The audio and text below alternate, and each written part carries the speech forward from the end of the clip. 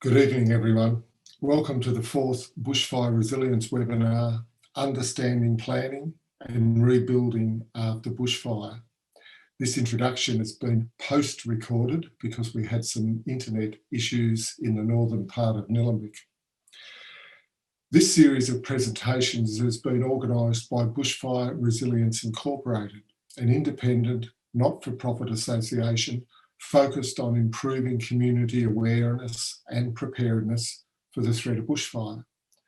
These webinars have been organised on the lands of the Wurundjeri people, and I wish to acknowledge them as traditional owners and pay my respects to their elders, past, present and emerging, and to the elders of other communities who may be joining us today. My name is Malcolm Hackett, and I am the Chair of the Volunteer Board of Valley Community Financial Services, the community company which owns and operates the 5 local Bendigo Bank community bank branches. 600 local shareholders provided the capital to establish and operate our local community bank branches. Valley Community Financial Services was established 20 years ago to keep banking services in our towns when the major banks began to desert us. Bendigo Bank community banks are a unique franchise arrangement which has enabled 220 community companies across Australia to open 330 bank branches. Bendigo Bank runs the banking business with all of the regulation, guarantees, processes and security. The local companies provide everything else. You already know that we provide grants and sponsorships, but we also put about $4 million every year back into the local economy through the rent, the wages, and the services we purchase. Bendigo Bank shares the income with us 50-50, and if we manage our part of the business well, then there's a profit for the company. The company then shares this profit between a return to shareholders, growing the business, and a community dividend. So far, we've returned 80% of our profit, which is nearly $7 million, back to the community. If you're already a community bank customer, then you're entitled to feel proud of what your banking decisions have produced. If your children have attended a local preschool, a kindergarten, primary or secondary school, then we've provided financial support. If they've used the community bank stadium, playing on a local club's synthetic tennis court, or belong to any of the local sporting groups, then we've provided support for them. If your family has attended any of the community festivals, from Eltham Town Fair, Diamond Creek Fair, Hurstbridge Wattle Festival, Panton Hill, On the Hill, Kinglake Foggy Mountain Music Festival, then we were there too, helping them to make it successful. If you've called the CFA, the SES, or a local service organisation for help, then we've supported them too. We think of ourselves as making the community stronger. You'll see our signs on club rooms, project fences, in newsletters and homepages across Nillumbik. Behind every sign, there's a story about a community initiative looking for support. Maybe just a few dollars, maybe a lot. It's what we do.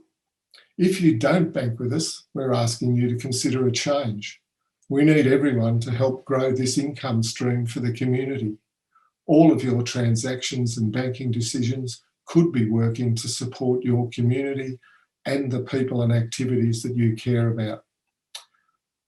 Thank you for registering your interest and submitting your questions in advance. You'll be able to ask questions as we proceed using the Q&A function. Please keep your questions short and to the point. These webinars are being recorded and everyone who is registered will be sent the link. Please note that the webinars and the presenters are providing information, not advice. Our intention is to provide general information about planning and rebuilding related to bushfire damage, but it's your responsibility to seek advice for your particular situation. Our panel tonight consists of John Ginnivan, Strategic Planner, Rosa Zazoulis and Renee Ahern from Nillumbik Shire Council, Julie Bauer from Cardinia Shire Council, Kevin Hazel, Bushfire Planner, Peter Kalina, Victorian Building Authority, Mark Holland, CFA Planning Advisor. Thank you. My name is John Ginnivan. I'm a town planner. I've spent a number of years working within state government and working with local governments and regional authorities. Have represented Victoria and some of the national forums around disaster resilience, and have a general broad experience across supporting rebuilding after Black Saturday, and also more recently at Wye River.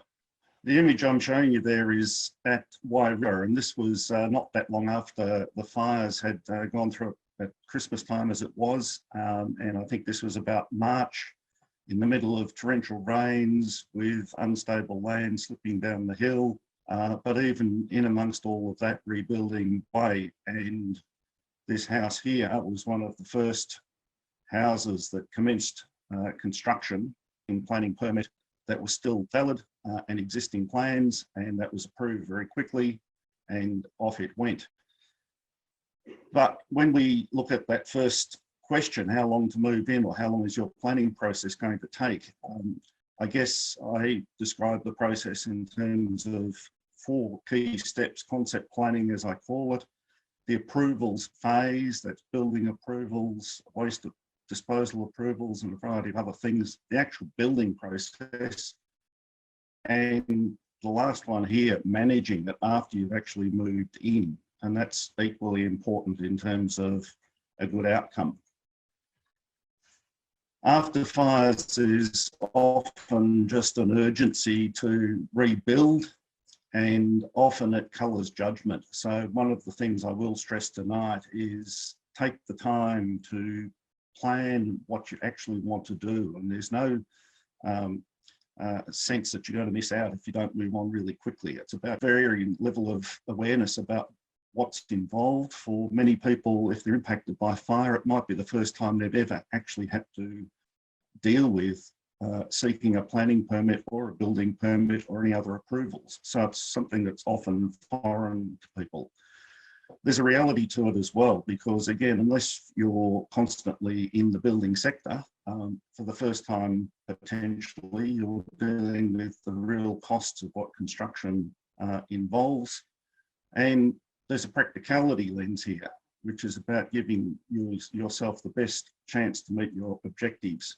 And Nigel Bell, after Black Saturday, certainly did reflect that people who had lost everything, they just wanted to rebuild, but often that sort of coloured what they achieved. And people who took the time to plan properly and think carefully often ended up with a better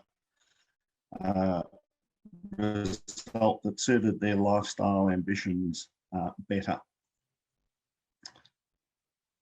Why does time vary with redevelopment? Because locations are variable. We've got settlements, we've got larger properties, we've got very remote properties, and you could well understand that a house on flat land in a township is entirely different to one up a narrow road on steeply sloping land surrounded by forest. The context is different, the risks are different.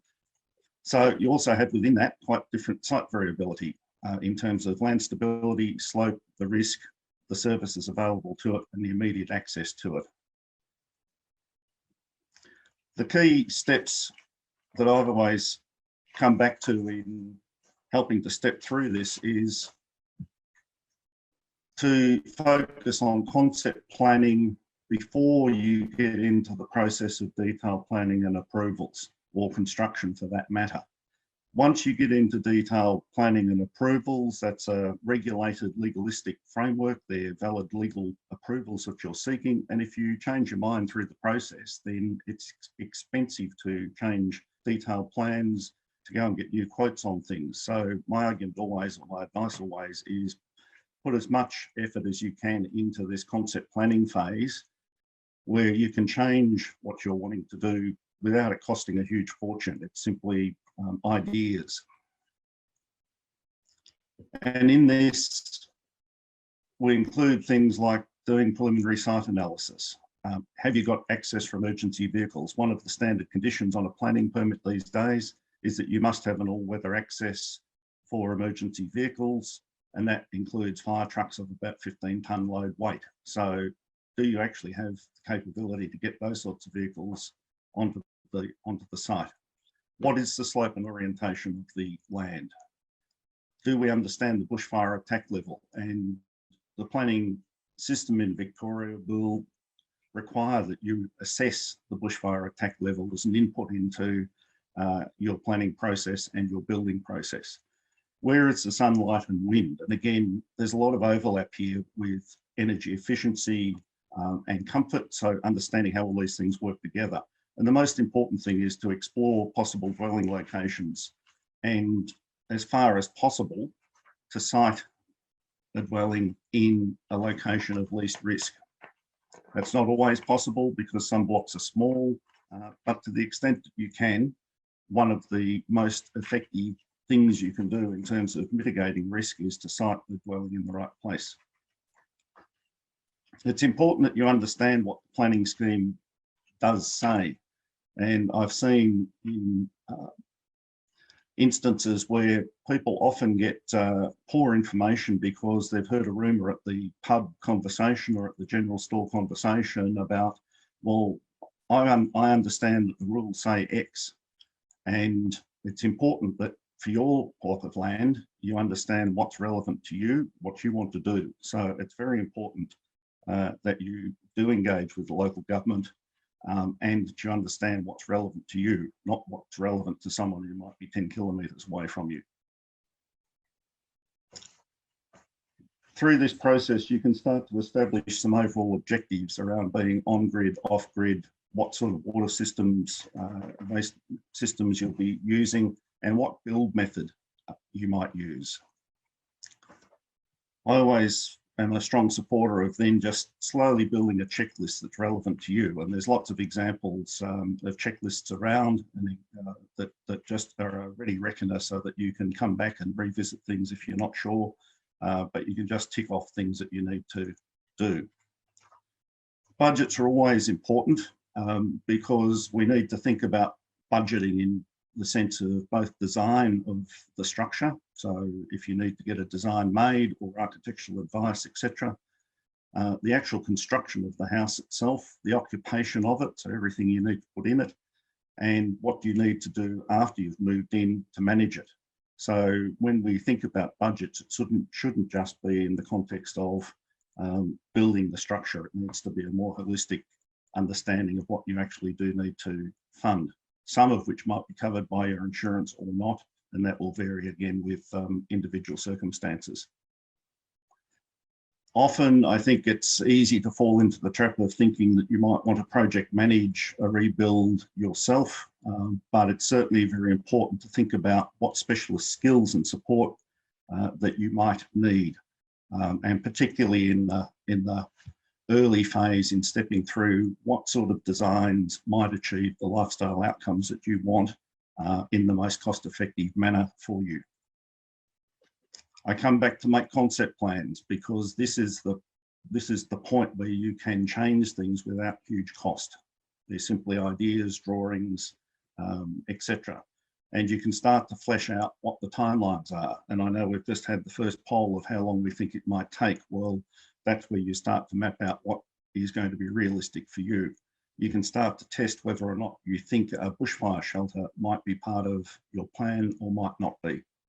And again, architects and building designers make a huge difference here just in terms of helping you step through a process of design. It's really important to keep engaging with local government or a rebuilding service, depending on what's been established after a fire event. But normally it will be local government about your evolving concept plans and establish what approvals and information you actually need. So again, you can go back, put that on your checklist and make sure you've got the right information when you need it at the right time. As we start to engage with council, a key part of that is understanding what approvals are actually required. And in most cases in Victoria, at minimum, you'll need a planning permit and a building permit. And I use the term here that they're legal approvals, which they are, and they're critical both in terms of giving you surety that you're allowed to build what you want to build, but they're also critical in terms of financing a build, or if you want to sell the property later on. And at a more profound level, a structure that is not built in accordance with a building permit will not receive an occupancy certificate, so you can't actually live in it at the end of the day. So it is an important thing, and I know often the planning and building process is slammed for being too complicated and take too long and so forth. But at the end of the day, after a bushfire event, there are lots of support arrangements in place to make that process as easy for people to step through.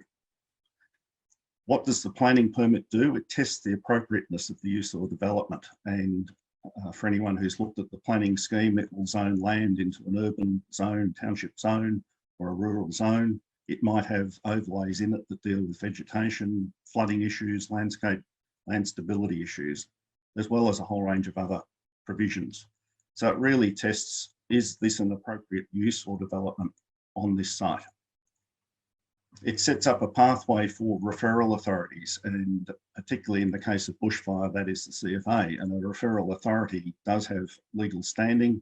It can refuse the issue of a permit, and if the referral authority determines that, then the council must refuse the permit.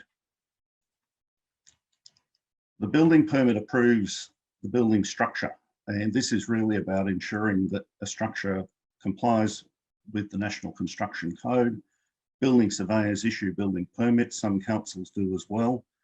And it's important that you understand that you're accountable for appointing a building surveyor who's there to ensure the protection of your best interests in overseeing that the construction is actually being done in accordance with the construction code. The days of builders recommending a building surveyor to you because they happen to be friends of the builder is well and truly past. In both building and planning permits, an assessment of the bushfire attack level is an important input because it informs the sort of design and construction and materials that are needed. As we continue, it's important to also think about things that might not be up front for you. So water supply obviously would be, but where are the water tanks going to be and how will they be filled? And if your water tanks are up on the top of a hill and you don't have a road access to it, then how is the water actually going to be pumped into it? Start to think about where firefighting water outlets might be located. And whilst leave early is always the safest option, if part of your planning is about staying and defending a property, then where are the water outlets going to be? And it's much more cost efficient to have planned that and put pipes in the right place before structures are built over the top of them. Gas bottles. Justin Leonard, I think, would have shown some examples where gas bottles have been a source of ignition and have burnt down houses. Work out where they're going to be, and again, where do you need pipes to get them connected to the house, but preferably site them away from the house where they won't impact escape routes or otherwise. Think about whether bushfire sprinkler systems are part of your planning or not.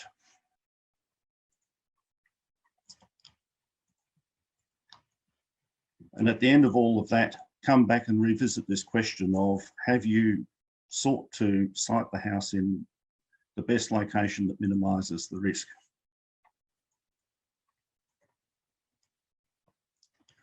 By now, we're probably at a stage where you're starting to think about the construction methods, and I'll talk about those in a moment, and the practicality of it in terms of site access.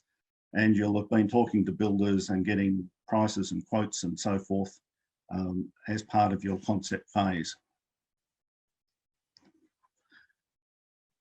It's important that you understand where contracts will be involved, and the Consumer Affairs Victoria website in particular has some very useful information on the sorts of contracts that are part of the normal building process, and some important information around how to seek quotes, when to seek them, etc. It's critical that you use registered builders professionals and trades. And again, that's about protecting your interest. If you've gone down the path of wanting to become an owner builder, it's important that you also understand that as an owner builder, you take on all of the legal obligations that a registered builder would otherwise carry, and that you need to use registered trades. So again, whilst you might be interested in that pathway, it does have some significant obligations on you as an individual. So hopefully by now you've had heaps and heaps of concept plans, and you can start to finalise those. You've been engaging with the council on multiple occasions as you work this up, so that any issues are identified early and you can resolve those before you actually get into finalising your permit applications. And the permit applications can proceed when you're confident that you've got a sound concept, that it's consistent with the relevant planning and building requirements, and it's achievable.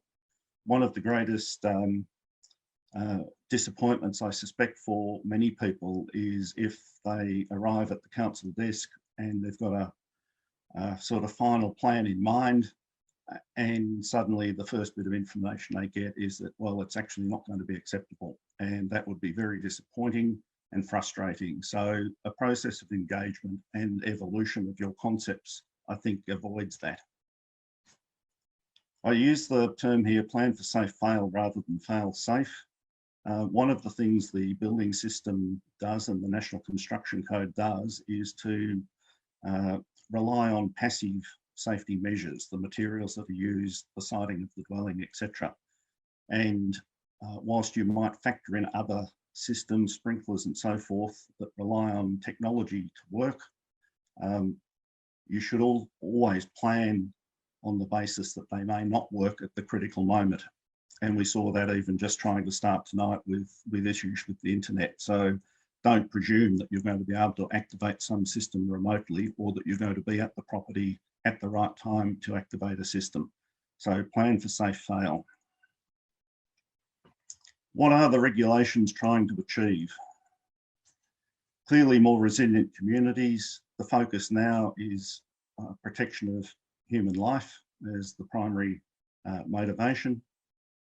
To site development in less hazardous locations. And if you look back across all of the Royal Commissions and inquiries, that's a common theme that's come out of all of the inquiries for the last 30 years, that planning and building systems should be used more proactively to slowly lift the resilience of communities as we start to see the full impacts of climate change and more and more people living in hazardous locations.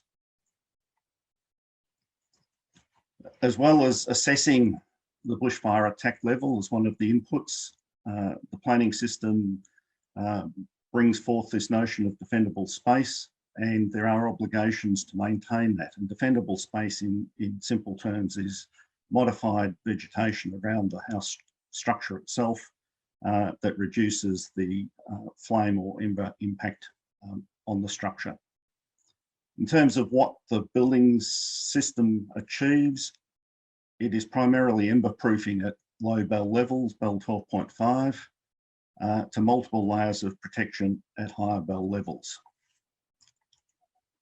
And you can reasonably presume that as the exposure to risk increases, e.g. the closer you are to the bush hazard, then the costs are likely to increase. And particularly things like windows and glazing are a significant cost element. And my advice always to people is think carefully about how windows are used. Do you need floor to ceiling windows or not? Can they be used more judiciously? And for anyone who's looked at Malcolm's house, that's a good example where the windows don't go to ground level. It's a rammed earth structure and it has non-flammable materials around the base of the walls, etc. One of the other misconceptions also is that it's difficult to achieve a bushfire resilient building. That possibly was the case not long after Black Saturday, but now there's a wide range of materials and systems of work available. The key message here is that Buildings need to be constructed to avoid gaps, and your relationship with the builder is absolutely critical. If you engage a builder who thinks good enough is close enough, then you probably won't get a good result. So in thinking about which builder you might engage, look at the work they've done. If they take pride in what they're doing and they do it really thoroughly, then you're probably going to get a good, resilient building outcome at the end of it. One of the other common calls after a fire event is, I've been told I'm in a Bell 29 location, I need a Bell 29 design. My response to that is that the design needs to suit your needs. We're all individuals, we all have different family sizes, we all have different expectations about what we want to live in. And the key issue here is not so much the design, but it's about how it's put together. Having said that, there are some general principles, and simple shapes and roof lines that avoid ember traps are important. Floors can be slabs on ground, elevated subfloors, and if they're elevated, again, it is important that you think about how the underfloor is sealed. There's really two key methods of construction: traditional, what we'll call sticks and nails and frames, timber frames. Steel frames are an alternative, and they certainly have some advantages from a bushfire resilience perspective, because it means there's nothing in the wall cavity that's flammable. Bricks, blocks, concrete, cement sheet, iron, rammed earth, etc. are all materials that are used in construction. The other key method of construction is prefabricated, and in some cases that has some good advantages in the sense that the main building units are factory built, so they can be built rain, hail or shine, and the footings are prepared on site, and in effect the pre-constructed units are delivered to the site and mounted onto the footings. But one of the critical things to think about early in going down that pathway is, can the prefabricated units actually get to the site? They might well get up onto the site, but can they get down the main roads? Are there trees? Are there power lines? Are there other things that would make the delivery of it to the site extremely difficult or near impossible? Having said that, at Wye River, there was one house which was built in prefabricated shipping container units and helicoptered onto the footings, and that was more cost effective than freighting them down the road. Part of your design process also will be about thinking about how you can achieve multiple benefits, and energy efficiency largely is about capturing passive solar energy, using thermal mass, concrete, brick, etc. to retain warmth, and there's a lot of overlap here with bushfire resilient construction. If we just look at this example, and it's a case from Western Australia, the Cowrie House as it's called, it was designed for a Bell 40 setting. It uses solid brick wall construction here. This is the Bell 40 side. This is Bell 29 fire attack from this side. It has multiple levels of resilience built into the way the walls are constructed. It has easy clean gutters that don't hold things. It has shielded eaves, etc. In that particular case, that was designed for a fire captain, and I think from memory, the components of it that were directly related to bushfire response per se was about 6% of the total build cost. So by taking a holistic approach to the design, you can optimise the benefit you get for whatever the cost ultimately is. I just want to revisit before I finish the question of why citing makes such a difference, and many of you have probably seen this diagram before, but you can well understand that in a Bell 40 or flame zone location where you're very close to the bush, the structure is directly impacted by flame. Very high temperatures, very high wind, as we've seen from recent fire events, extreme winds. So you have higher construction requirements in terms of how roofing and materials are fixed. fireproof silicons, and a whole range of other things that apply in these cases. Whereas down at the lower end of the scale, BEL 12.5, the principal impact is from embers, and providing the structure is well put together with no gaps, then it's a good resilient structure. So the further down this end of the scale you can be in terms of where you site the structure, the better the outcome is going to be. I've just put up there a reference to Bushfire, the Bushfire Recovery Victoria site, and in there's a good planning pack that includes an expanded version of what I've just been talking about, but also a number of examples, some draft checklists, and it includes in it a significant list of websites and places where you can go to get specialist information, whether it be about steel framing, contracts, fire assessment, you name it, it's in there. What we're going to do now is just look at a hypothetical for the purposes of tonight, and this is a 10-hectare site. We'll say it's up near Warrandyte because Warrandyte State Park's there. And we don't actually know a great deal about it because we haven't in fact done all of the assessments that a planning permit would require, but we'll talk about that in a moment. But just at face value, we can see that it's a fairly big block, fairly long driveway coming in across a creek with a bridge, a landscape corridor that's proposed, and we see here Warrandyte State Park. And at first blush, you'd look at that and you'd think, well, in most cases in Victoria, bushfires start with a strong northerly wind and fires burn north to south. We get a southwesterly wind change, the fire front then moves from the west to the east. And so at first blush, without knowing how extensive this is, you'd say, well, being right up against the eastern side of a state park is probably not ideal. When the bushfire attack level assessment is done, that requires an assessment of the broader landscape. So are you up abutting forest that runs for miles? What's down here? What's up here? What's the slope, etc. This appears to be a down slope, and we're probably about 60 metres up the hill from shooting their 10-metre contours. So another alternative, simply thinking about this risk on the west, might well be to site the structure further down the hill, further away from the bush. The advantage here is that you don't need a 15-tonne load limited bridge here because we've got access immediately off the road into the residence. If you need to get out, then the distance to the main road is much shorter.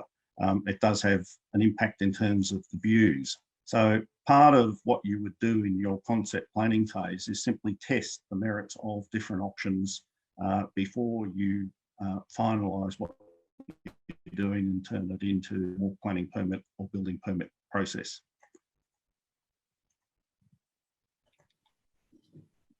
So I'll stop there because we should get into some discussion. Thanks, John. It's Malcolm Hackett here. I've finally got on. Internet is down in the northern part of the Shire, but it's all right. It'll be fixed by Tuesday.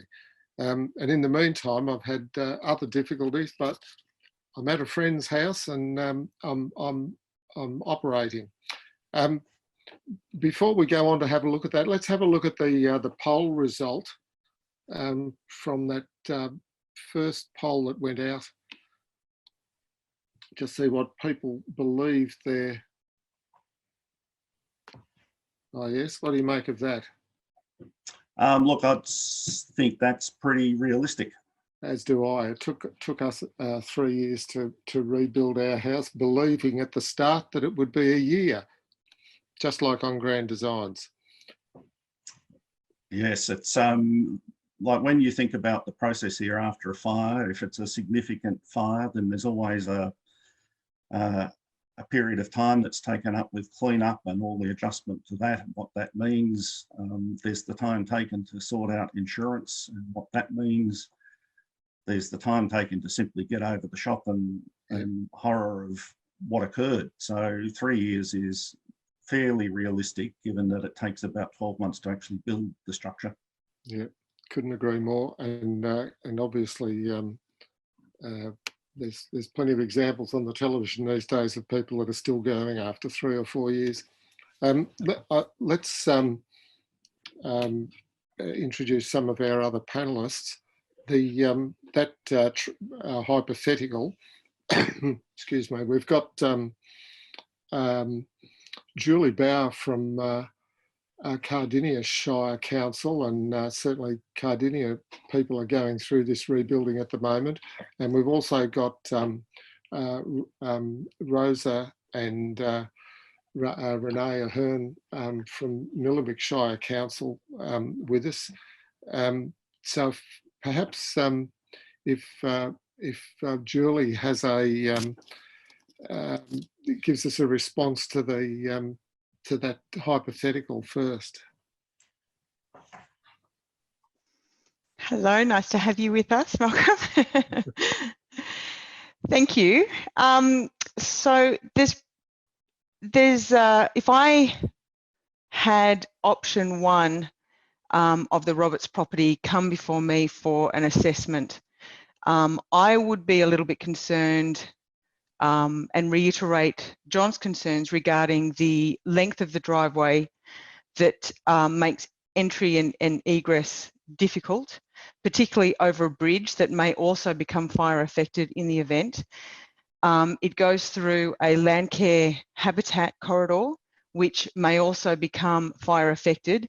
So that makes a family trying to leave this property difficult. It also makes emergency services trying to enter this property difficult. It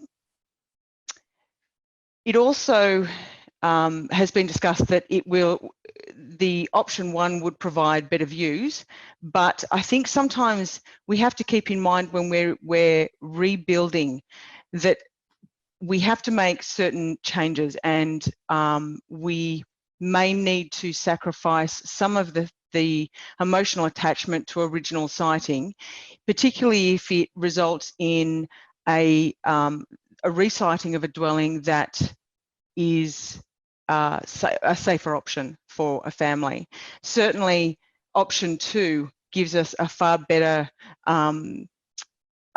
option in terms of safety. Entry and egress is much shorter. We don't have to rely on that bridge over the creek surviving any fire attack. The habitat corridor has changed, and therefore we don't have to cross over that to access or egress the property. And we're further away from the vegetation. And this is really important to consider for a couple of different reasons. First of all, because the risk ultimately will come from the vegetated characteristics of the property. And also, once we build in a forested area, we're also subject to vegetation offset requirements from the state government, which can be very, very expensive and often not a cost that is factored into rebuild costs. So that's something to be cognizant of also.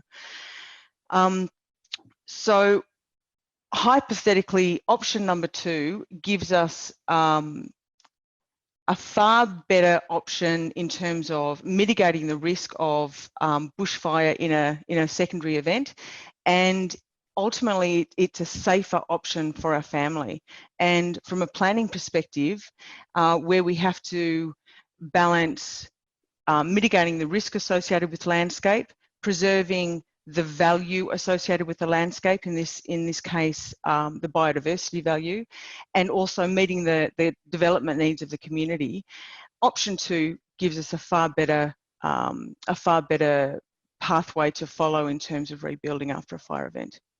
Thanks, Julie. Rosa, are there any things that you would want to add to that?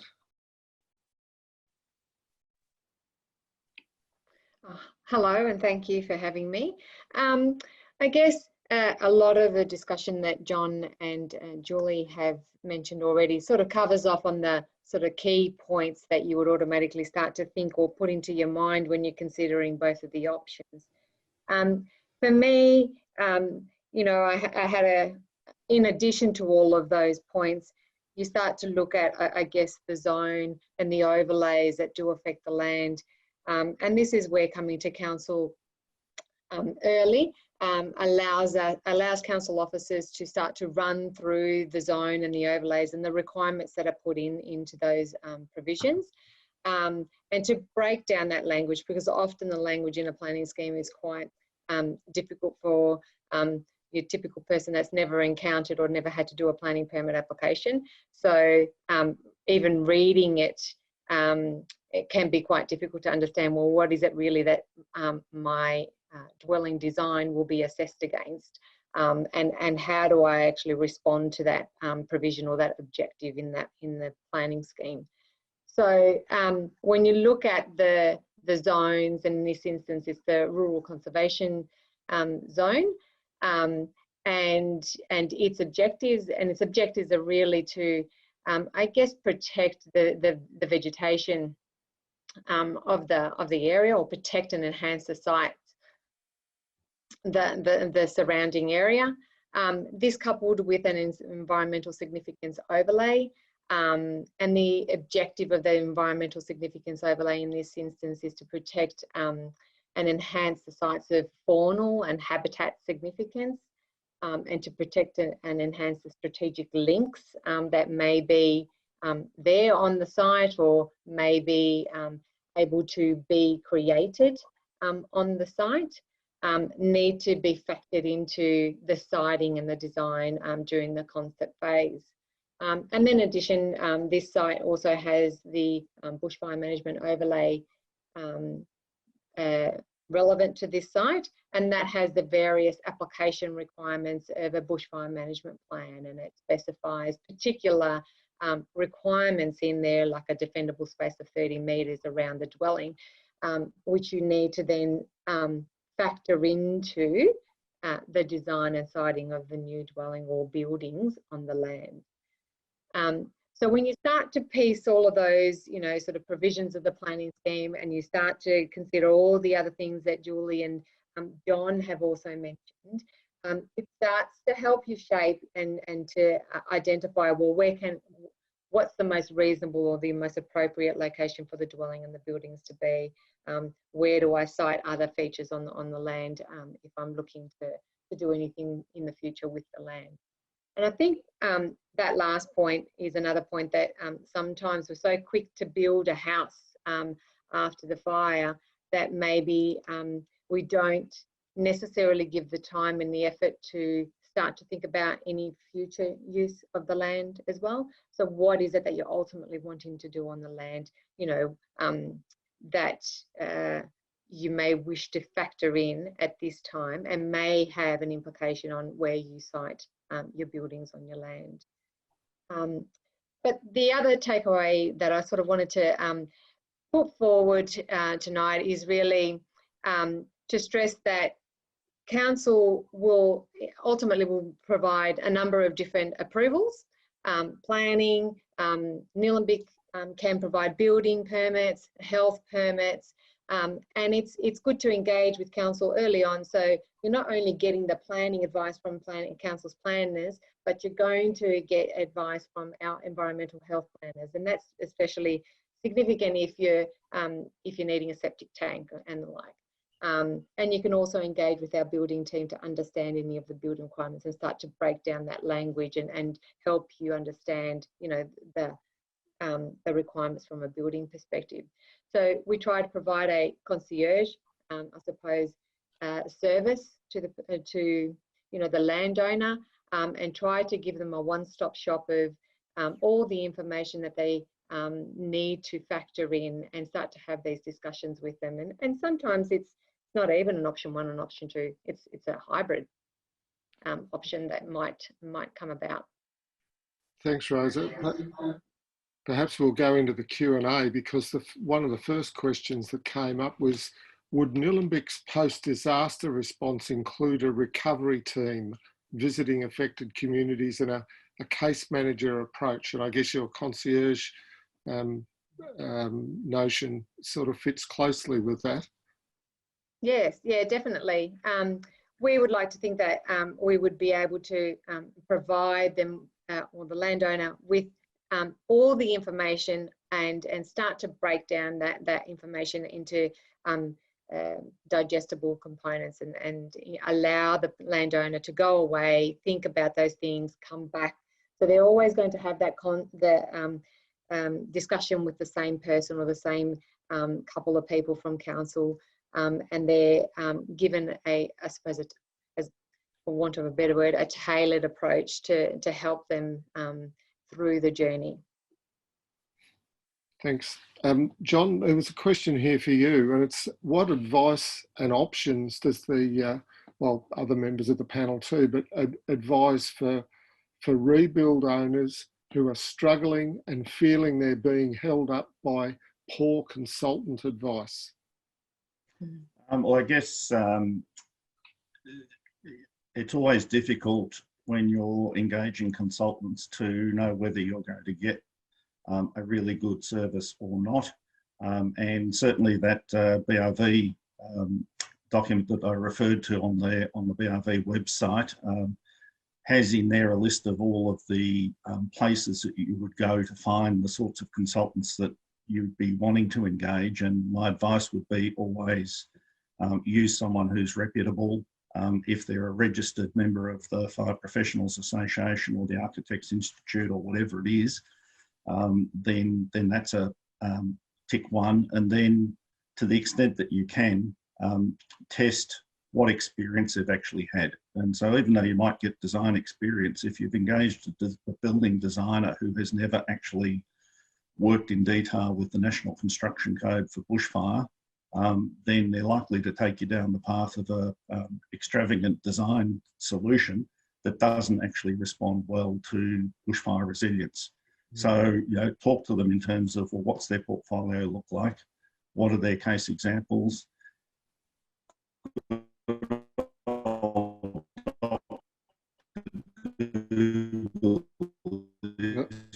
Pretty handy in terms of always ring up other consultants if you're unsure, and you know, the other solution is talk to local government. Just take some soundings with the people in local government about whether what you're being told is sound. And perhaps here's a question for the planners too. Would planning departments favour a build that opts for a smaller footprint and a higher energy rating than what previously existed? Could it help to quicken up the process? What do you reckon, Rosa? Julie? I'll go first. I don't know that it will quicken up the process. It really comes down to a large number of different factors, and you know, what are the consultants saying? What is the CFA saying? What are, you know, the other referral authorities, if there are any referral authorities, saying? What are your expert reports saying? And it's an you know, an outcome of balancing all of those different factors that will result in how fast the application moves through the process. Julie? I would not always be committed to rebuilding exactly what you had after a bushfire, and also think about the needs of your family, what the needs are now and what the needs will be in the future, and also consider getting advice from the council about what the consequences are of those concept plans that you make now. So if you would prefer a build that is a smaller footprint than what you've previously had, then there are a lot of benefits as a consequence of that. It is likely to be cheaper for you. It's likely to be cheaper to run for you. But as long as it meets the needs of your family, and you're aware of the cost consequences, then I think that's a great option for you. We better move on. Can we move to that next stage, which is the planning and approval phase, and give us a sense, using that Roberts property, of how that is most likely to proceed, and you know, the involvement of the various approvals that are required. John, do you want to start us?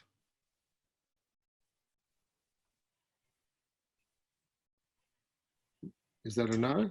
This is involved. I was just starting to respond to that next question in terms of compliance costs and so forth. Do you want me to run down that one, Malcolm? You could, yeah. Yep.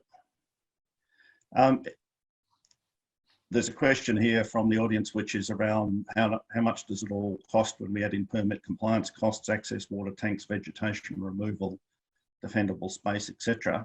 The answer to that question is it's going to vary from site to site, and in some cases your concept planning process will show you that site A is going to cost you a hell of a lot more than site B. So if we take that back to the Roberts hypothetical example, on the diagrams, it looked based on the plot of where trees were that there seemed to be about 50 metres of broadly cleared space around both house footprints. So defendable space isn't a particular cost.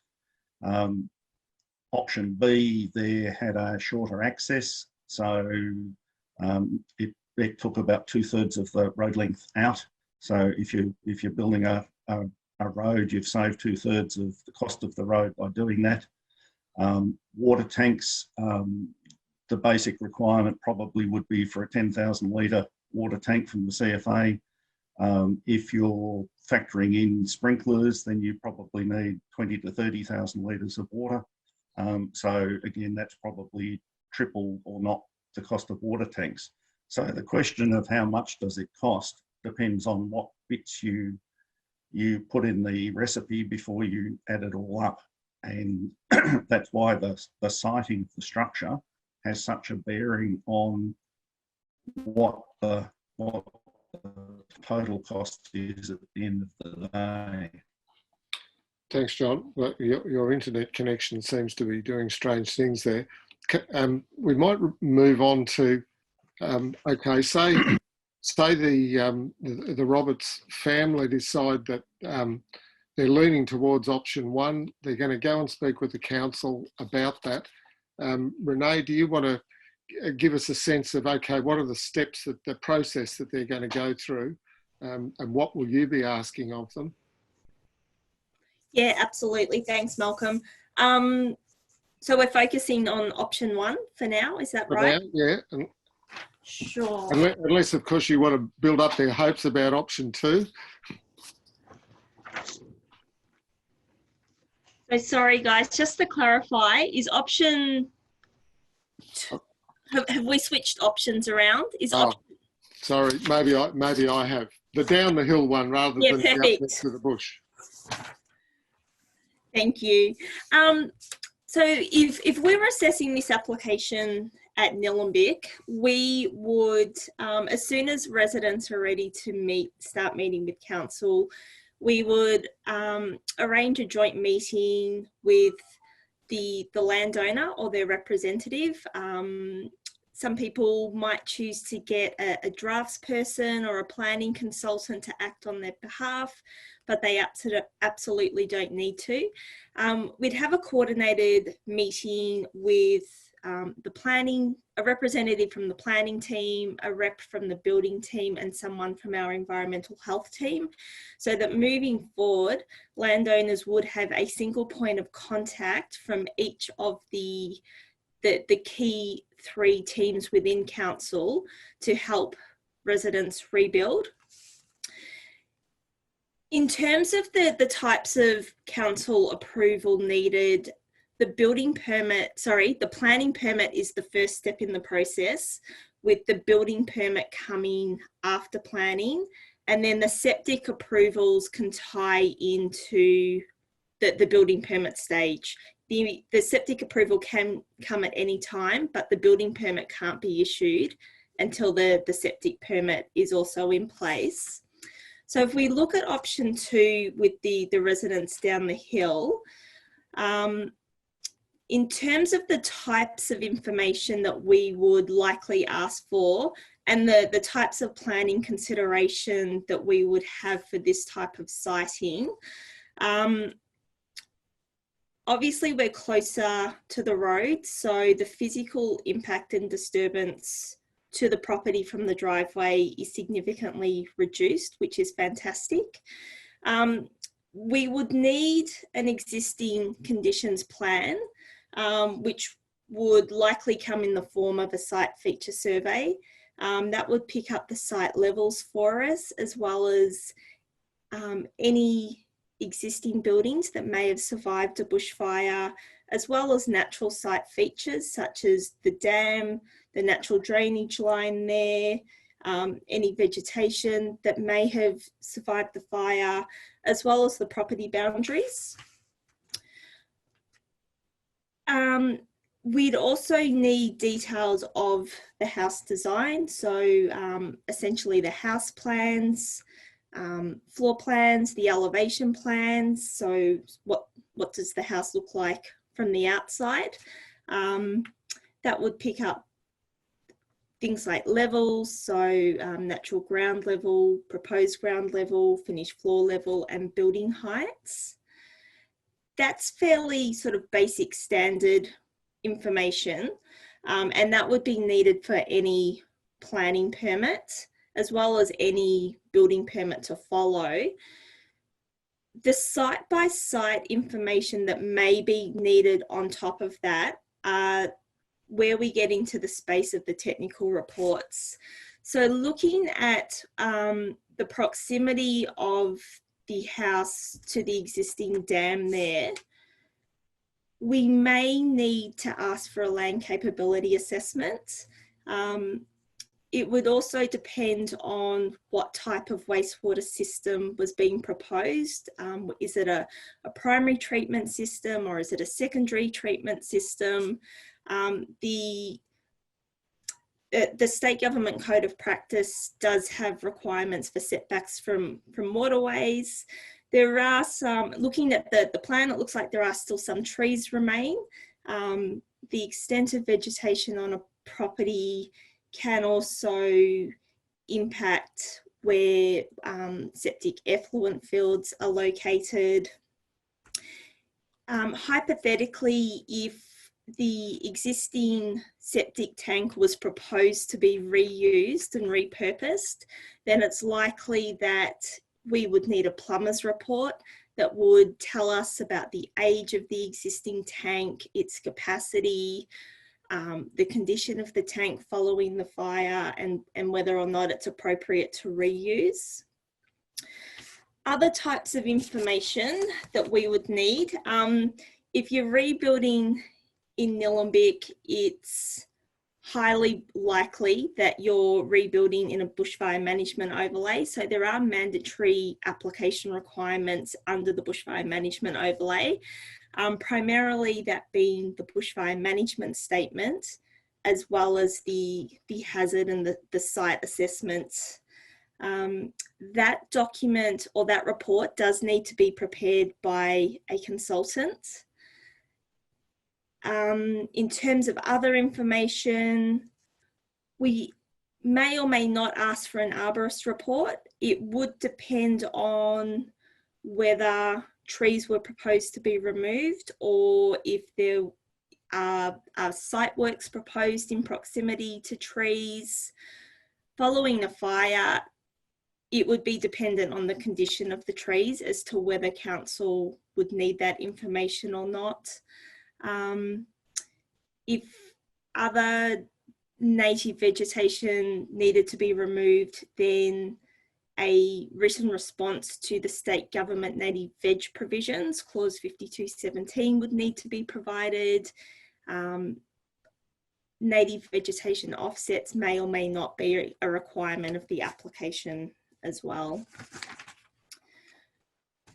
Julie, did you want to add anything in terms of application requirements on what you would be looking for assessing this application?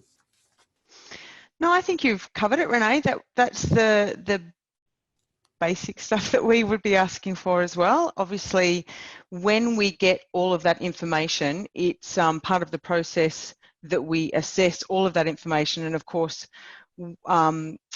if you get a bushfire management statement that suggests there are other places or other ways to mitigate the risk, then we would be inclined to take that advice. So it's often good to go into the planning process with a bit of a flexible perspective, because sometimes things change because better options to mitigate the risk are presented in the process. So, but in terms of the reports and the different assessments that we would require, that would be pretty consistent with what we would be asking for too. Perhaps I could ask Mark and Kevin to chime in here, because I know the CFA requirements, they come early in that planning phase, so there's issues there that people need to meet. Mark, do you want to say something about the reports that you require? Yeah, thanks, Malcolm. Most of the requirements that we would be looking at have been mentioned already. So John went through them just before, and Renee as well. But I guess at the end of the day, CFA's role is a referral authority in the process. So what that really means on the ground is once your application goes to council, it then gets referred to CFA, and CFA look at your application, your bushfire management statement, and the requirements in the planning scheme. And then really what we're doing is going back to council to say whether it complies with those requirements or not. So at the highest level, I guess that's our role. We also play a pretty big role in providing that informal advice. So you just mentioned Kevin before as a consultant, providing that advice to Kevin as he's preparing the application, landowners themselves and the council officers around what's likely to comply and meet those objectives of the planning scheme. As John sort of stepped out, that's really the building design, and a big part of that's the BAL. Water supply, so on most sites, as John said, we'd be looking for a 10,000 litre water supply, and then the fire brigade needs to get within 4 metres of the outlet on the tank in most instances. Access on and off the property, and then the big one's defendable space, which is people have sort of already mentioned, can vary depending on the site, depending on the slopes around the site and the type of vegetation that's on and around the site. Kevin, do you want to add anything to that? Absolutely right. Yeah. So, I mean, I'll make a couple of reflections. I think firstly, the approach to securing approvals has now been in place since 2011 and consistent with what the Royal Commission asked us to do. So this isn't a new system. We've done it for nearly 10 years. So most people are relatively familiar with how it should operate. And that's really good that the state's moved on from where we were pre-Black Saturday. I think when we're talking about typical costs, we're looking at somewhere between $1,000 and $4,000, with the final cost based basically on the quality of your consultant and complexity. I think there was a question earlier about poor quality consultant advice. I agree with that. I get many people calling me up after they've already got some advice. And unfortunately, once you start with a dud consultant, unfortunately, you're probably stuck with them because of the sunk cost, but that is what it is. We know that our consultant system in Victoria for doing this stuff isn't as good as it needs to be. And unfortunately, many citizens do bear the cost of that. But I just reinforce, do the basics, get 3 quotes, ask questions. It's your money. Don't proceed if you're not comfortable with your consultant. In terms of prep time, 6 weeks is a relatively standard turnaround time, but it can be quicker or slower based on complexity. Certainly, I would always encourage in these types of proposals pre-application discussions with the CFA. And I think quite unique amongst referral authorities, the CFA runs an excellent pre-application service. So if your consultant isn't using it, they're not doing their job properly. I think it's fair to say that where applications don't resolve the issue satisfactorily, there will be delays. There's simply no point investing in a poor quality set of information because that doesn't save you time or money in the medium to longer term. So I think just keep that in mind. The investment is worth it. I think if I'm happy to, I'll just go on for a couple of an extra 30 seconds. Yeah, sure. Yeah, I think the reality is that whilst the Victorian government makes some efforts to streamline decision making, at the end of the day, it hasn't streamlined matters relating to vegetation protection, and it hasn't streamlined matters relating to life safety and prioritising life safety. And that's effectively where the rubber hits the road. And that's where the complexity is, and there's no streamlining of those things. There's nothing but bog standard hard work to resolve the issues on a site-by-site basis. And that's the job of councils. They tend to do it really well, but it's not an easy job. I think I very much agree with the comment Julie made earlier about letting go of the existing citing. Most regulators are keen to get your rebuild across the line, but enhancing safety through citing within the site is absolutely necessary. Certainly my advice to clients is I don't care where your previous house was, I only care that your new house is in the safest possible place. And I'm quite sure the regulators might share that view. I think if I was to be honest, all non-bushfire issues are frankly secondary. Energy, bespoke design, any of that stuff, it's about bushfire. There's bog standard bushfire considerations. They've been in place for nearly a decade, and in the end, they will prevail over all else. And you either satisfy them and can convince the regulators that you have, or you won't get a permit. And that's the system operating as intended. My reflection is most public sector workers are working in very good faith to help people. They're parts of these communities. They're not separate to them. They're part of them. And they're very keen to help people get their regulatory approvals. But we know that a destroyed dwelling indicates in absolutely no uncertain terms that there is a risk, that that risk was realised and that it can be realised again. And so that they're quite right to be cautious and making sure that we cover off on this bushfire stuff as part of any approvals. Cheers. Thanks, Kevin. I guess we've covered off pretty well on the planning and approval phase. Does anyone want to add anything else into that? Julie, Renee, everyone comfortable with that? I might just, if I could just say one more thing. Given that all the science says that we're going to be having more bushfires and they're going to be coming harder and faster, and we as a community have to start thinking about the best way forward. So where councils are, as Kevin said, we're part of the community, and our objective is to make safer, better communities. And if a lot of our communities live in bushfire affected areas, then we have to, as a community, decide what level of risk we're willing to live with now and into the future. So it may mean and result in harder decisions being made in the future. And so from applicants' perspectives, it's always preferred to result in the very, very best, most resilient application that you can possibly make, because it has to last not only for the bushfire risk as it is now, but into the future where we know that it's going to get more extreme. Thanks, Julie. Let's just move on now then to the house design and the construction phase. I guess John and Peter and Mark, this it could be an area where you all contribute. We've achieved our approvals, and we're going to head into at least the planning stuff. In terms of the house design and the construction phase, John's touched on lots of those already, but what are the issues that you see? Malcolm, if I could just jump in first. I think from a CFA perspective and a planning permit perspective, on those trickier sites, so the ones where the risk is higher, we would be wanting to see a level of house design at the planning permit stage. So one thing that's important for us on those more difficult sites is to envision how that house is going to sit on the site, just how exposed it might be to a run of fire towards it. So if you envisage a tall 2-storey house is up in the flame, or a low house that's been managed to bench in and protect it with the lie of the land around it, some of those decisions become quite important in the final approval process. So that first stage, at least, the initial house design or the higher level house design, can be quite important at the planning stage. Probably the first point that I would make there.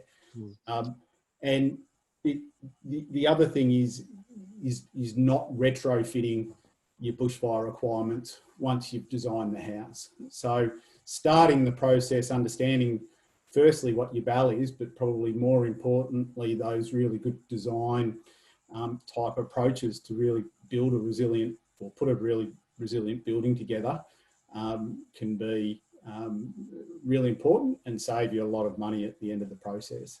So if you've set your heart on a house that's going to be timber clad, but then you've got to go to a bushfire resistant timber that costs 10 times as much to cover the building, the costs can blow out really quickly. But if you've sort of designed with a non-combustible facade, and I suspect that some of the things that Justin Leonard would have ticked off in the first one of these sessions, it can not only lead to a much better outcome, but also a much cheaper one at the end of the process. Thanks, Mark. That really reinforces the importance of John's concept phase and trying to get those things nailed down before you even start the rest of the process. John, do you want to add anything there? Look, it's absolutely right. The point I made was that all sites are different and the landscape is different, and so the ability to assess how a structure is likely to perform within the particular landscape and where the wind's likely to come from is so important. Mark's spot on. There's huge costs where you take a bog standard suburban design or otherwise and then try and retrofit it.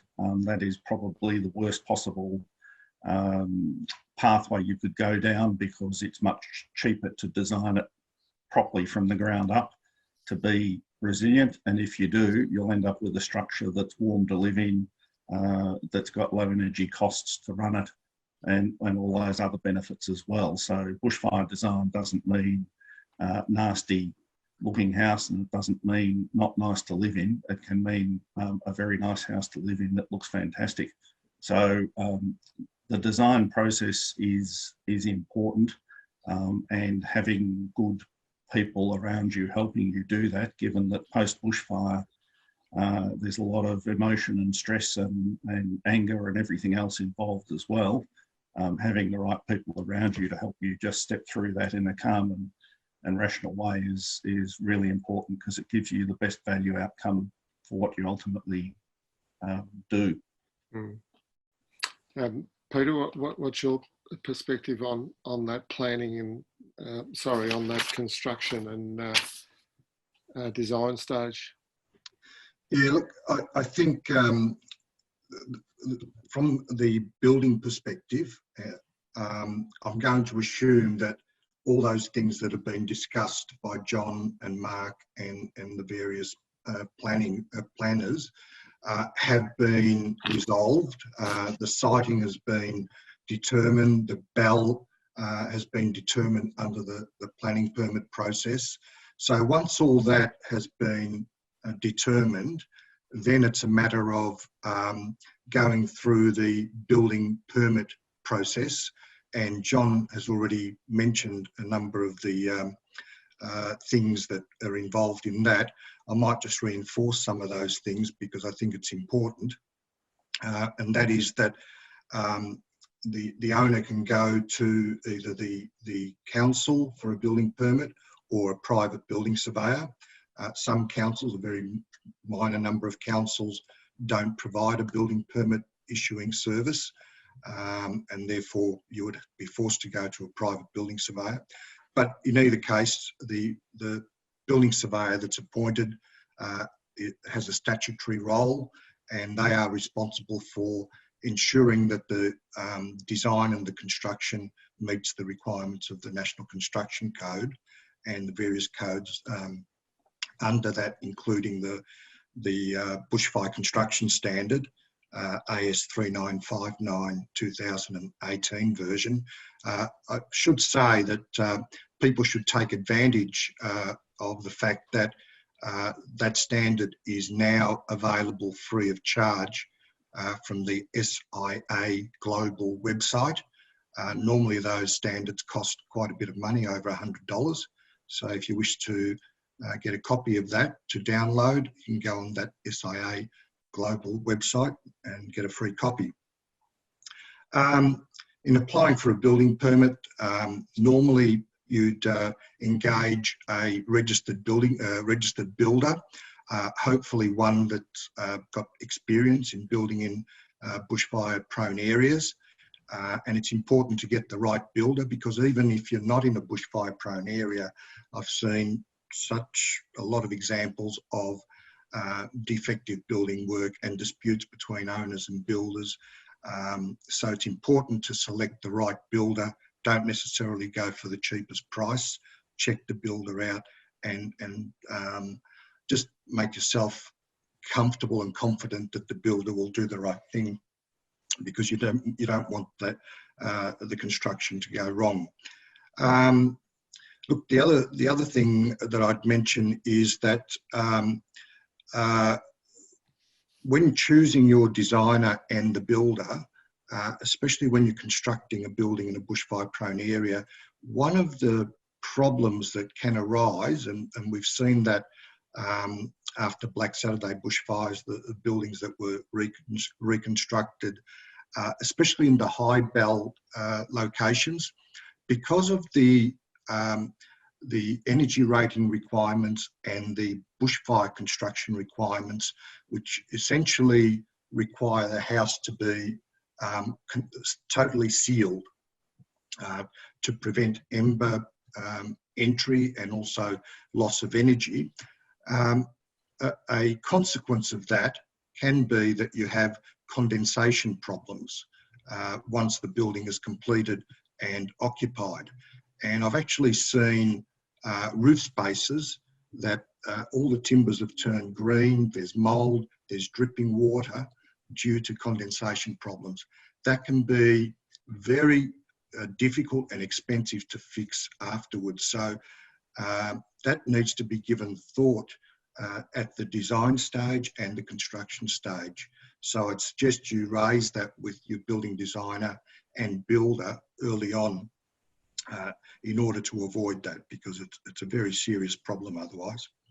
The last thing I'd mention, which I don't think has been discussed so far, and that is the option of a bushfire bunker, or as it's referred to in the building regulations as a private bushfire shelter. So that is, I suppose, an additional consideration if you want to provide added protection in case of a bushfire. I mean, the recommendation is always to leave early, but there is that option of putting in a bushfire shelter on your property.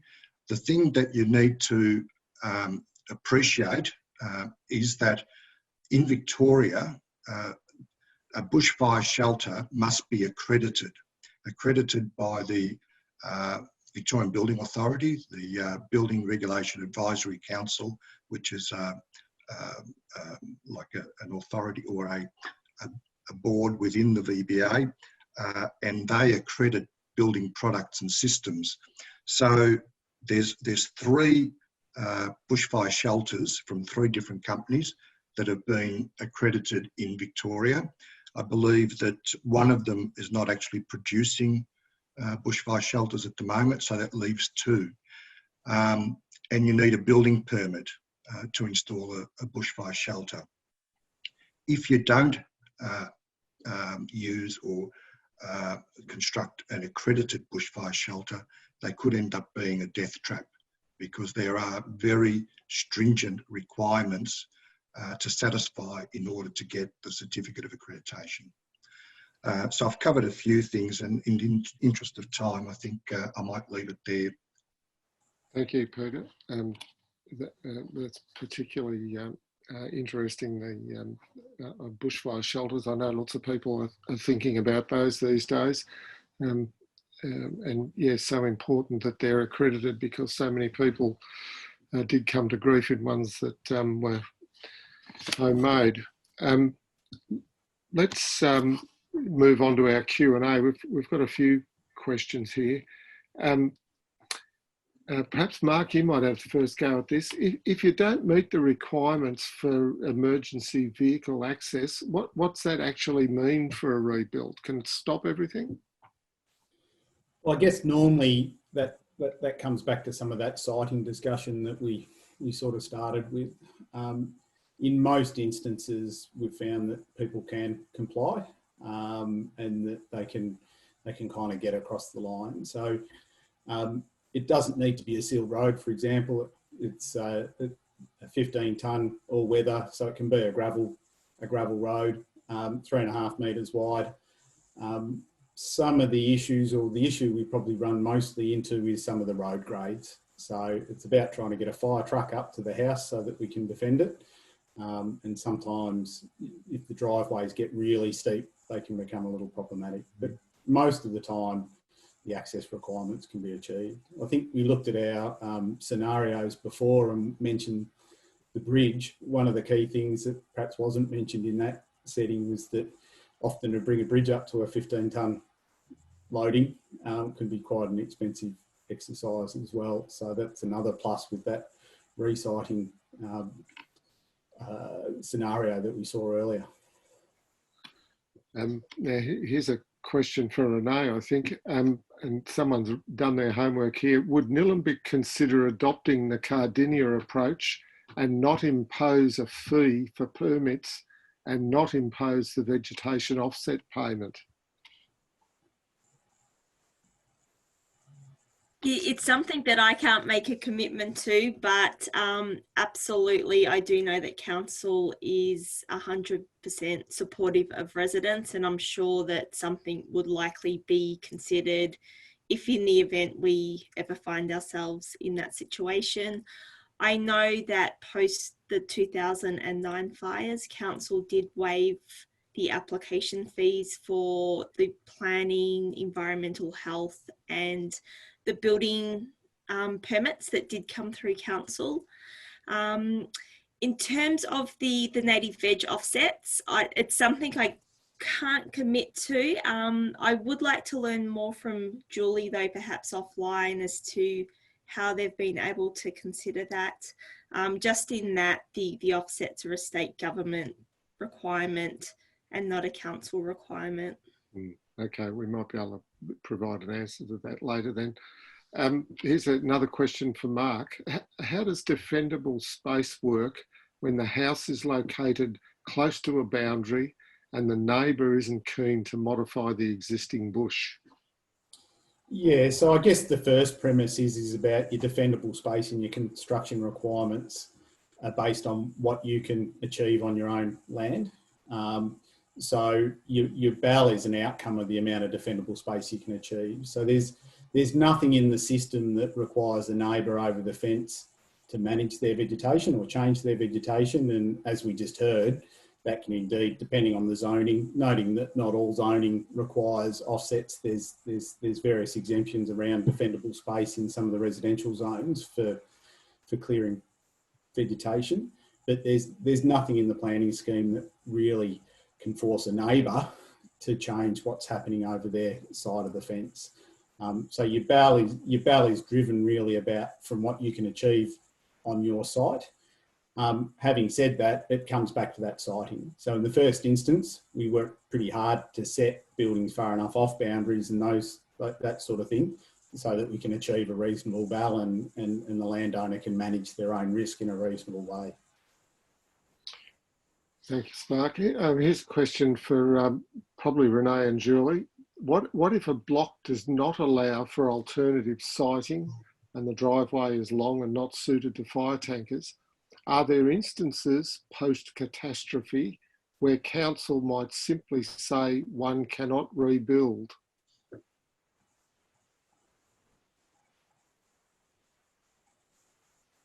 you want to have a go, Julie? Sure. There are instances where bushfire, where rebuilds haven't been approved, and that's usually based on the inability for an application to indicate that they can mitigate the risk of bushfire. Certainly, the length of driveway and whether you can get emergency service vehicles to the house in a fire event will be a major consideration, and that's probably something that Mark would be better equipped to answer. But in terms of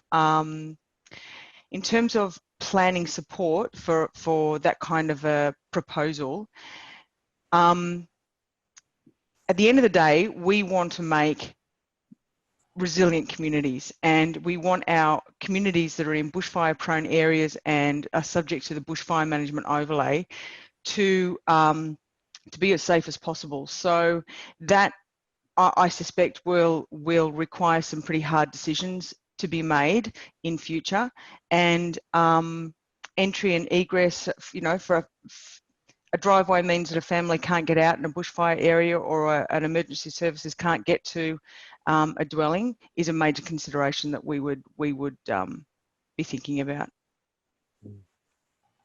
Renee? From a Nillumbik perspective, I just wanted to sort of say that we would work with the landowner as much as possible, and you know, in my opening comments earlier on, I sort of indicated that, you know, it's not a option A or option B scenario in most instances. It very much is a hybrid scenario that eventuates, and that comes out from the various and numerous discussions. But Julie's right. You know, Mark and you know, the likes of Mark would have a significant impact in terms of determining, you know, the ability for some properties to be able to rebuild. I do know that Nillumbik, in its many strategies that it has adopted along the way, does seek to have an overarching objective to allow as many landowners to be able to rebuild after a fire, and that's certainly the objective that we aim to achieve when we're considering new proposals on sites that have been affected by bushfires. Thanks, Rosa. Certainly, I know from my experience that council were particularly helpful after 2009, but I certainly know other people who struggled. Now, I've been doing a little bit of work with some people down in East Gippsland following the last fires, and I know that they're talking about temporary buildings quite a bit at the moment.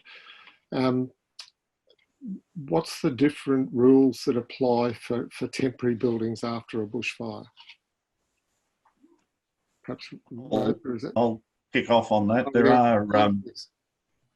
There are provisions for temporary buildings, and certainly in the government's response after the Gippsland and Tallong fires, Bushfire Recovery Victoria has put in place a program of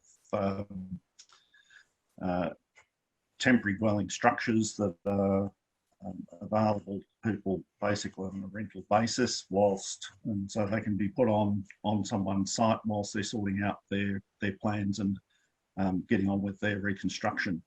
So they're basically a Bell 29 designed modular unit that's delivered to site, and away you go. So historically, there's always been arrangements for temporary accommodation while people are sorting out what they need to do. The important thing is that the temporary accommodation doesn't become a permanent structure that's not designed for the conditions and becomes a risk down the track. The other general thing, Malcolm, that's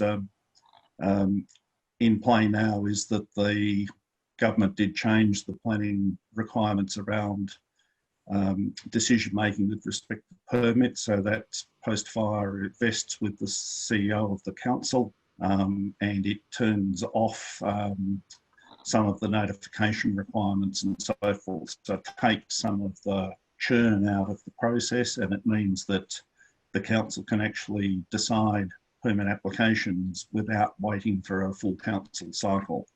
So you could literally have permits being approved every day of the week by the CEO, rather than needing to wait for a monthly or whatever it is council cycle for that sort of decision making to happen. So that's taken some of the churn out of the system.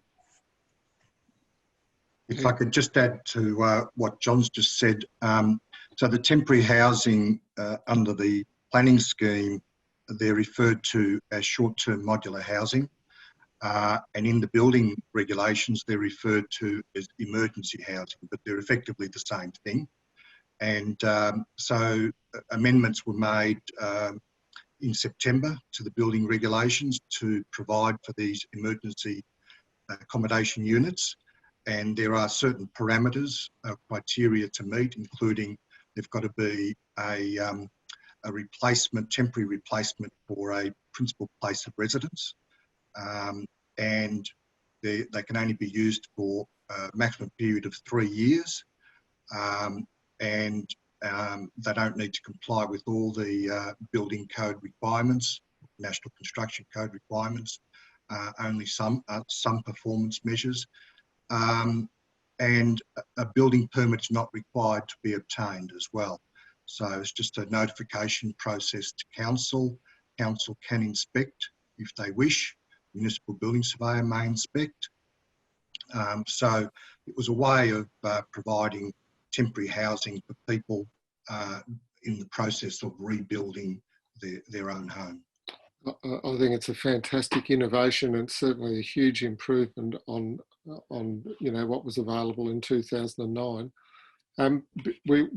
We've got a few more questions, but before we do that, we might just launch another 2 polls and get our audience to respond.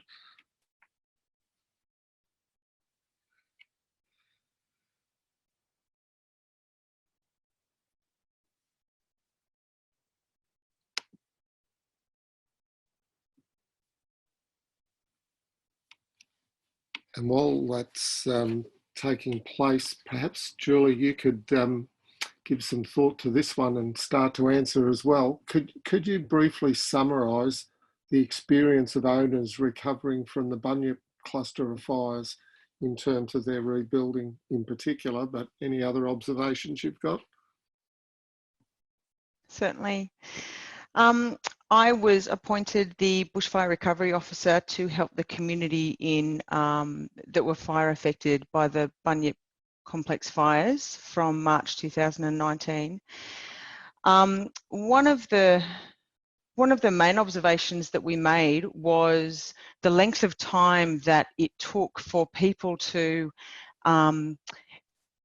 be able to think clearly and plan long term after a very traumatic experience of losing their homes and everything. And I think that was underestimated by the community and certainly by people working with the community. It's really important to consider that we as human beings react to trauma in a certain way, and we need to take that into account during the recovery process.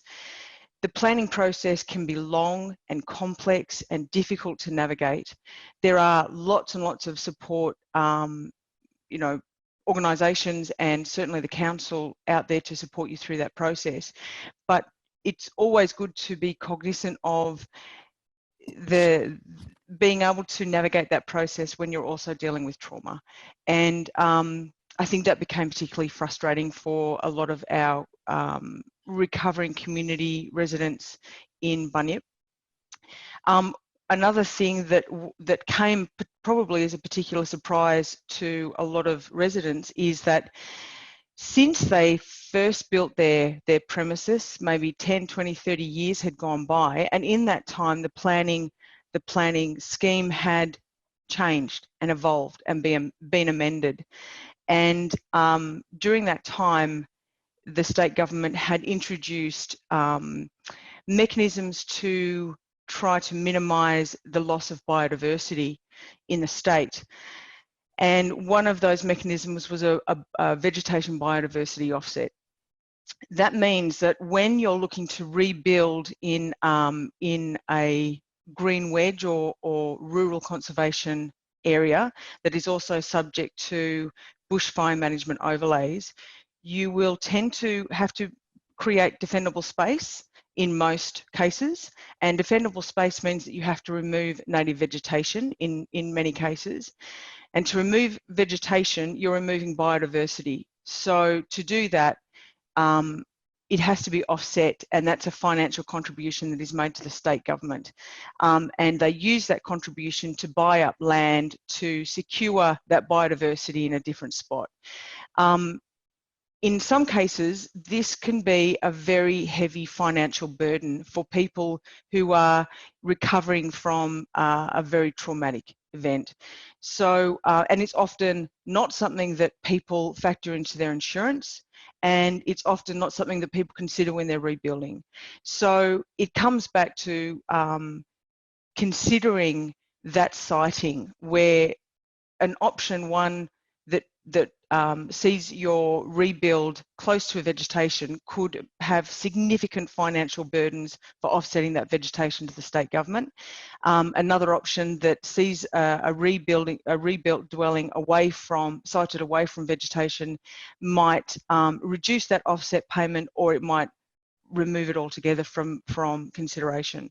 So again, if you're building in an area that is subject to those zones or bushfire management overlay considerations, then consider that you will have to create defendable space that may require the removal of native vegetation, and that may, and as a consequence, that may require offsetting, which is considerable in most cases. So for council, in supporting the community in recovery, we advocated to the state government with regard to the financial burden that offsetting places on recovering communities. That's an ongoing negotiation, but it's certainly something that people that are living in these types of communities need to be aware of. Thanks, Julie. We've just about run out of time, so just to finish, I'd like to thank you all, our panel. We're going to have a look, and you might want to comment, but have a look at our polls. It seems to me that most people have moved now to it's going to take 3 years. A few people have decided on hearing tonight that it's actually going to take them about a year longer, but it seems a pretty realistic estimation of how long it'll take. And I think that it's pretty pleasing to see that people are pretty definitely going to go and have a look at their insurance policies and make sure that they're adequate. And there's certainly some doubt, even amongst 41% of people who say, well, they'll possibly go and check it out. Our last insurance webinars certainly reinforce that idea of how important it is. Thanks to our panel, Rosa, Renee, Julie, Peter, Mark, John and Kevin. You've laid in front of us the processes and the issues and the challenges which confront people who find themselves in that position of rebuilding after a bushfire. Even understanding it, it is pretty daunting.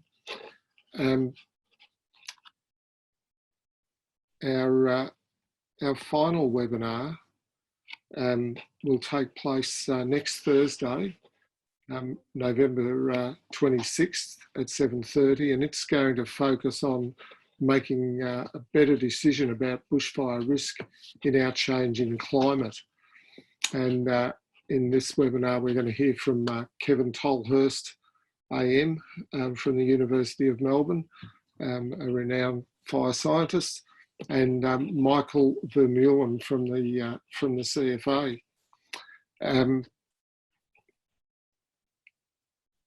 When you leave tonight's webinar, you'll automatically receive a short questionnaire which is designed to assist us with making improvements. Please respond as promptly. We value those. Once again, thank you to Max Garner and Neil Marshall, Alan Bloom and Mark Gravel from Bushfire Resilience Incorporated for the commitment that they've shown in getting this webinar series up and running.